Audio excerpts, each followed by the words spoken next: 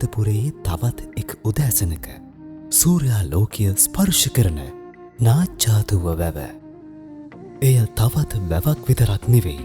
එය පුරාණ සිංහල රජවරුන්ගේ බුද්ධිය, ගොවියෙකුගේ හීනය, පරම්පරා ගණනක් ජීවත් කරපු ජල උරුමයක්.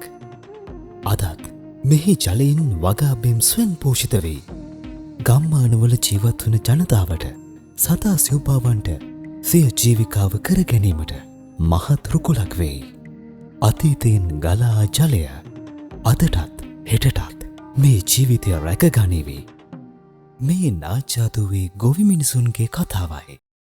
උදෑසනින්ම කොළඹින් පිටත් වූ අපි මේ යන්නේ දුම්බර හරිත සවිබල ගැන්වීමේ ව්‍යාපෘති යටතේ මහවැලි උපදේශක සේවා කාර්යාංශයේ මෙහෙයවීමෙන් නාච්චාතුවේ ක්‍රියාත්මක කුඹුරු ලියදී ඒකාබද්ධ කිරීමේ ව්‍යාපෘතියේ දිත්වා ආපදාවෙන් පසු තත්ත්වය සොයා බැලීමටයි.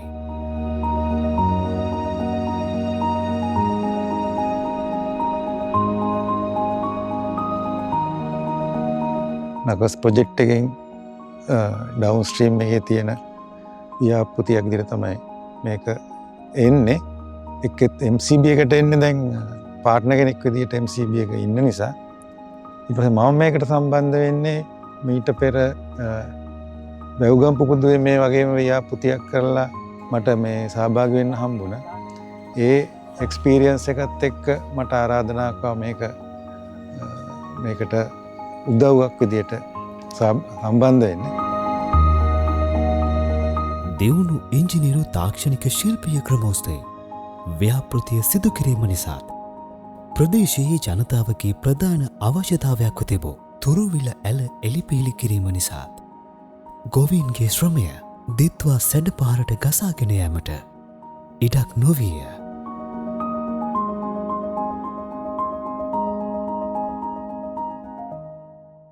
නොවැම්බර් මාසේ 22 තමයි වැස්ස පටන් ගත්තේ. මේ ගොවියෝ මේක වපුරලා අවසానයි. එතකොට 22 වැස්ස පටන් ගෙන 25 26 වෙනකම් 27 වෙනකම් වැහලා මේක මේ මුළු යායම මේ කිලෝමීටරයක් දුර ප්‍රමාණය පේනවනේ. ඔක්කොම තනිකර වතුරට යට වෙලා තිබ්බේ. හැබැයි මේ ඇලට සුද්ධ කරුවා. ඒ සුද්ධ කරපු එකේ ප්‍රතිඵලයක් අනුව ඉක්මනට වතුරට බහැලා ගියා.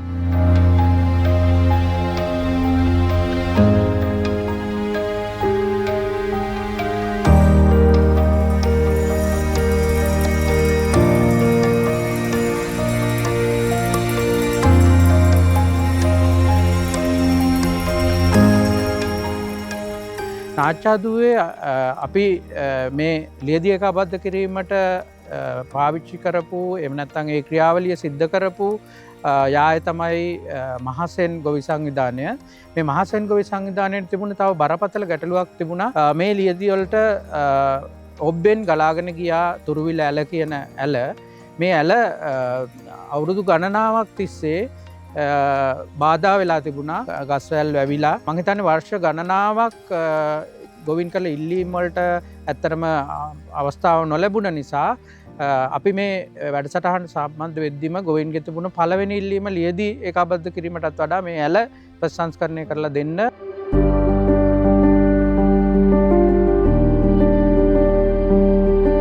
ඒකාබද්ධ කරපු නැති කුඹුරු වල ඉතින් වැඩක් වැඩිනේ. දැන් ඉතින් ගොඩක් ඉතින් ලියදු ප්‍රමාණය වැඩිනේ. මේ කුඹුරු වල සාමාන්‍යයෙන් දැන් මේ කුඹුරේ මගේ ලියදු තිබ්බා 24ක්. දැන් ලියදු 5ක් වෙන්න හදාගත්තා.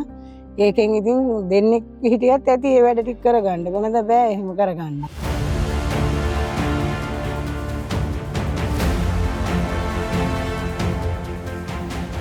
මේ ඇල මාර්ගය සුද්ධ කරලා තිබ්බ නිසා වතුර ලියදී ඒකාබද්ධ කරපු ප්‍රදේශයට බලපෑම අවම වුණා. ඉතින් ඒකෙන් ඇත්තටම මිනිසුන්ට ලොකු අස්වැසුමක් ධෛර්යයක් ඇති වුණා. මෙන්න මේක තමයි අපි අපේක්ෂා කරේ. අපිට ඕන ප්‍රතිඵලය ලබා ගන්න පුළුවන් මේ වැඩසටහනත් එක්ක ඒකාබද්ධ වෙලා අපි ඉදිරි ගමනක් ගියොත් කියලා. මහවැලි උපදේශක සේවා කාර්යාංශය සතු සුදුසුකම්ලත් ඉංජිනේරුවරුන් ඇතුළු ශ්‍රම පාලකයේ කැපවීම රටේ ජීවනාලිය වැනි කෘෂිකාර්මික ශ්‍රේෂ්ත්‍රය තුළ මෙවැනි ව්‍යාපෘති සාර්ථක කර ගැනීමට ඉමහත් රුකුලක් සපයයි.